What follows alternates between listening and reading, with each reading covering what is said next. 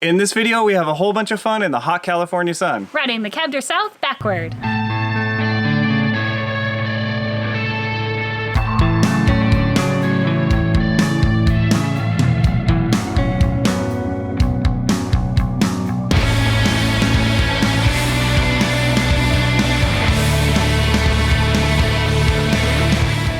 So today has been a fantastic day. We started off our day in Big Pine, and then we headed up to do the Section 7 expert only section that was remaining from yesterday. So then what happened after that, Chris? Then we went all the way back down to Lone Pine so we could see Manzanar again. I guess we didn't. Cut off at Manzanar, traveled around there, got to read a little bit of this history. Manzanar is also closed right now due to COVID. We're back once again, and we're not looking inside the barracks, but this time we got close to them to look on the outside. So very cool. Tragic history, but it's a cool preserved site, historic site to check out.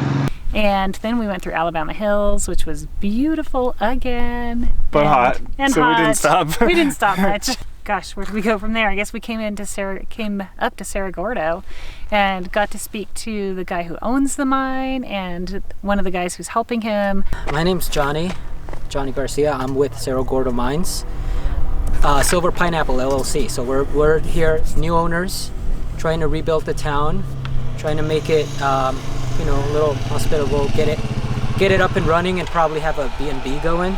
Oh, you're gonna have a B&B, that's cool. Well, that's the goal, but not anytime soon. Yeah, hopefully by next summer. We just got our permits. We're gonna rebuild it almost to look like it used to, and use that reclaimed wood and period wood so it won't stand out. But inside it'll be comfortable. There'll be like bathrooms, and sprinklers and 5 rooms. So we'll have 5 bedrooms upstairs. All of them will have views of the valley and stuff. So we're here at the Cerro Gordo Hotel, which unfortunately burned down this year due to an electrical fire. Last year when we were here in April, it was just so much fun to walk through and see the history of the saloon and the bullet holes in the walls and all the the pictures and the people that were there. So we're bummed that it's gone, but I really loved what the new owner said, which was now that it's burned down, it's still a part of Cerro Gordo history. And they're gonna rebuild it and try to make it as true to how it was as possible. And they're hoping to make it into a bed and breakfast, and they're aiming for next summer to have that completed, which is going to be amazing. It'll be an awesome stop along the BDR route. He actually told us about this campsite after that, so it was kind of like a secret. Yeah, it's an old talc mine, and it is just absolutely beautiful here.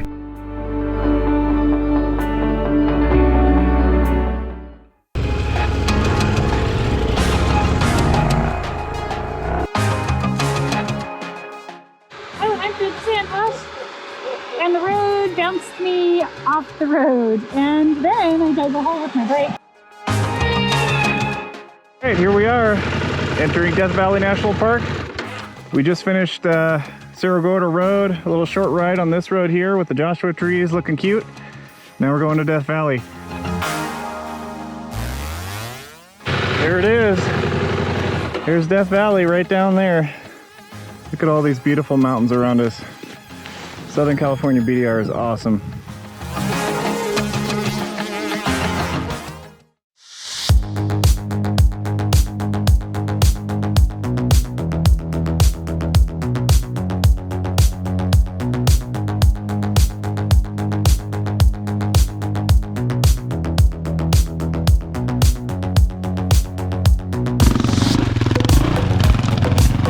Keep going, babe, keep going. You're amazing!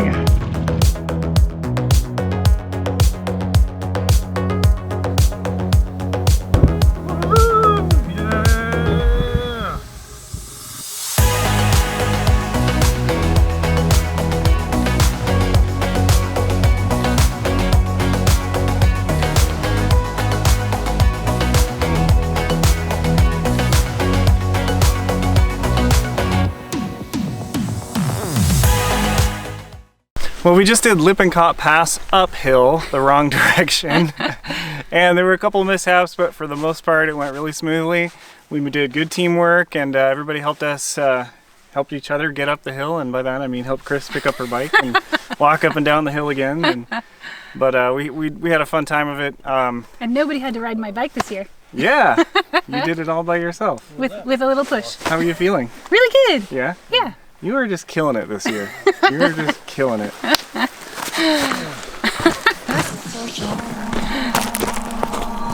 Drunk, I've never seen you clearer than now.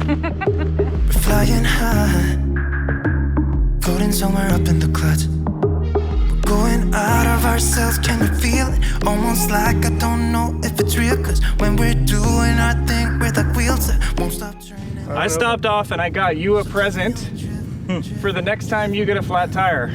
You ready for it? Yeah. Let's see this. For the next time you get a flat tire. These empty faces, we don't care about them tonight. We're going out of ourselves, can you feel it? Almost like I don't know if it's real, cause when we're doing our thing, we're the wheels that won't stop turning. I know we're acting stupid, we're being dumb, maybe just a little bit foolish. Welcome to Titus Canyon, the crown jewel of Death Valley. Crazy and lose it. I don't care if we're dumb, it's the only way we know how to do it. You make me feel so young. Oh, oh, oh, oh, oh, oh,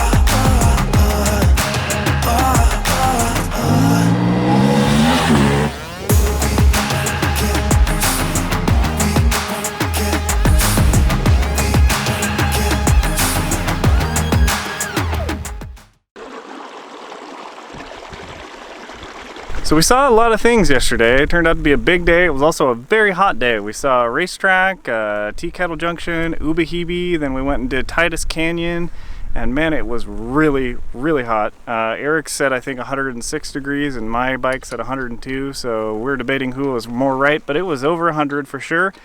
And it was a hot day, and then we had a long highway ride to go around Death Valley because it was 112 degrees in Death Valley, and we really, really didn't want to ride in 112 degrees.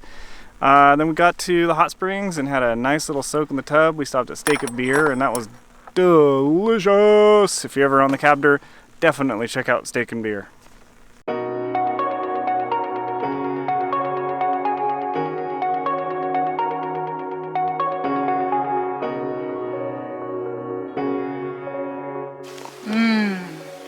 It's got chocolate chips. The dates for sweetness. And the ice cream for protein.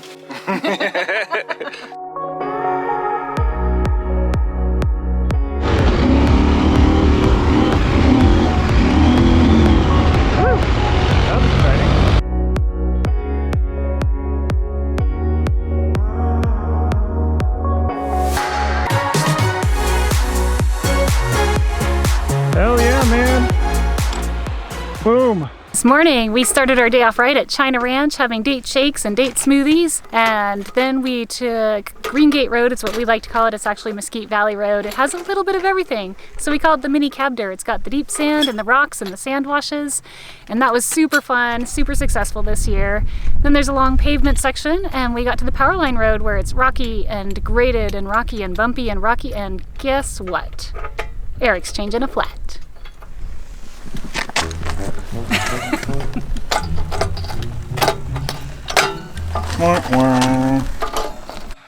Looks like Eric gets to use the present Nathan gave him. Well, we made it up to Coliseum Mine, but we cannot ride down into the mine. As you can see, there's giant boulders blocking the road. Loch Ness? No, different lake. Oh, they're birds. It's just the wake of the birds. We're good.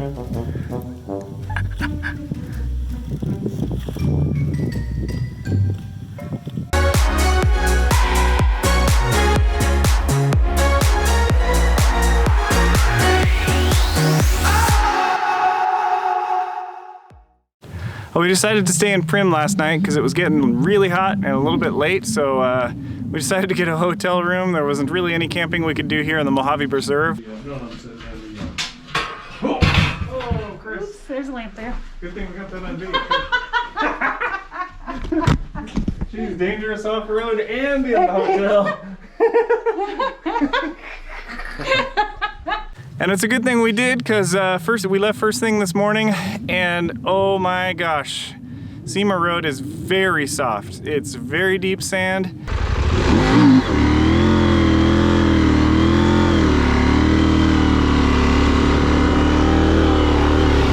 You know, it's had all summer to kind of get soft over the months of the heat, and it's probably about yay deep. Really not great for riding. Kicked our butts. I think it was about, what, 6 or 8 miles, Chris, of deep sand. Evening Star Mine, though, brought us some rocky terrain, which I was like, thank God for traction.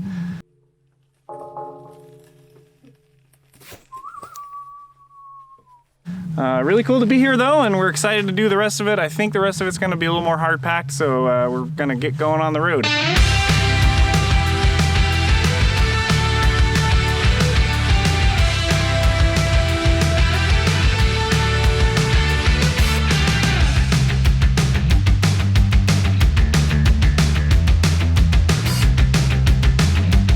That was tough.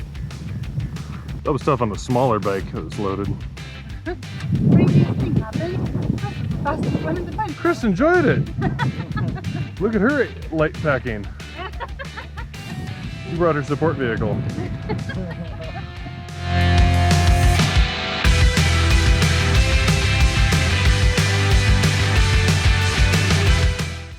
Good morning from the Colorado River. Yesterday was hot and sandy, and we made it through section 3, went to High Sahara Oasis and cooled off and had lunch, and then headed for the Colorado River, where we had a lovely relaxing afternoon of swimming and playing in the water. We made it to the Colorado River. Yay! Sections 7, 6, 5, 4, 3, done. Here we go.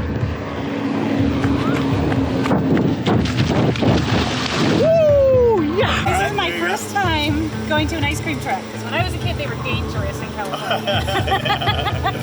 Yeah, I don't really have any trucks, sorry.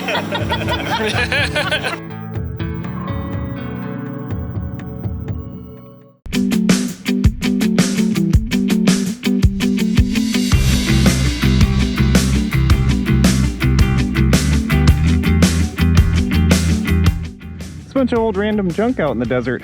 You know, mining days and that kind of thing. It's kind of a cool place. I've always liked this place. This is section 2, kind of next to the train tracks. You can see trains there. There's Eric. Hi, Eric. Pretty loose up there. It's a little softer than last year, but it's super fun.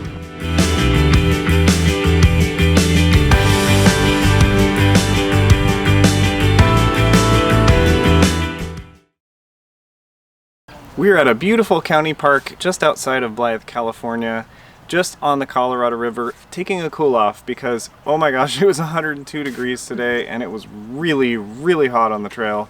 We completed section 2 today. We started off in Arizona? I think so. And went through Nevada and then finally ended up here in California. Section 2 was very soft. There was a lot of sand. It was super hot, but it was also super fun because I got to discover that I really now have a riding buddy that I have so much fun play racing with. Chris's skills have gone up so much since we started last year on this California BDR that she and I are able to ride together, have fun, hit things fast, and just absolutely have a great time together riding. Yeah, I had a ton of fun jumping and racing, and we got to go through the washes that we went through last year, and I really discovered the difference between the suspension on the DR650 versus the KTM 690. The 690 is so predictable. So it was a great day today. It was a great day. Found it. What'd you find, Alan? A hole. You want to see the hole? Sure. Oh yeah, look at that. It's like a little volcano. It's just like a volcano now. Except with Just air. like a volcano.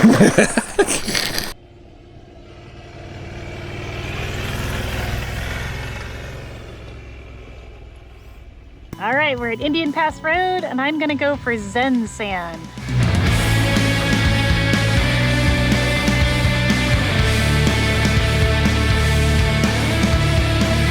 Not even 10 o'clock, and we made it to the deep sand at Picacho. Woohoo!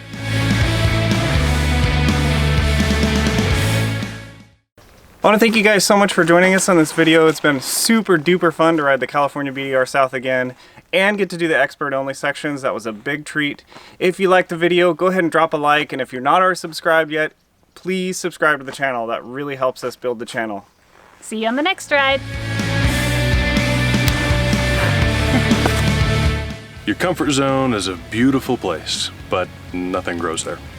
It's either Confucius or Dalai Lama. May have been Bill Murray, I don't know.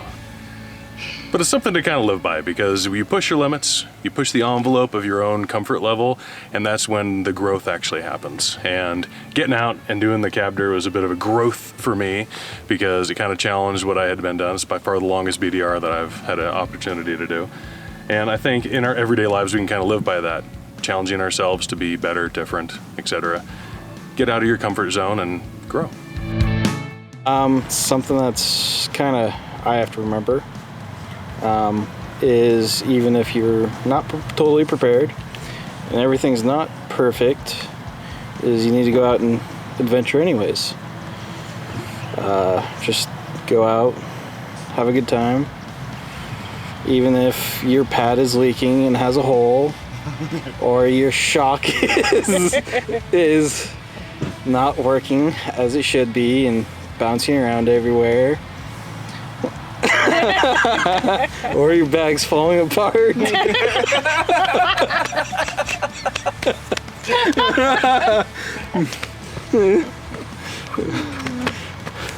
Go have fun anyways. Exactly, yeah. Go have fun. Go on your adventure. Get out there. If there is a ride you really want to do, it is worth it to put in the time to build the skills. I didn't realize that I could do the advanced section on the California BDR South, and achieving that has made me feel so much more confident and so much more excited about the things I still want to learn, and I want to encourage you to get out there and do it too. My goal has always been to share our passion for motorcycle adventures with you guys in hopes that it might inspire you to get out and explore on your motorcycle.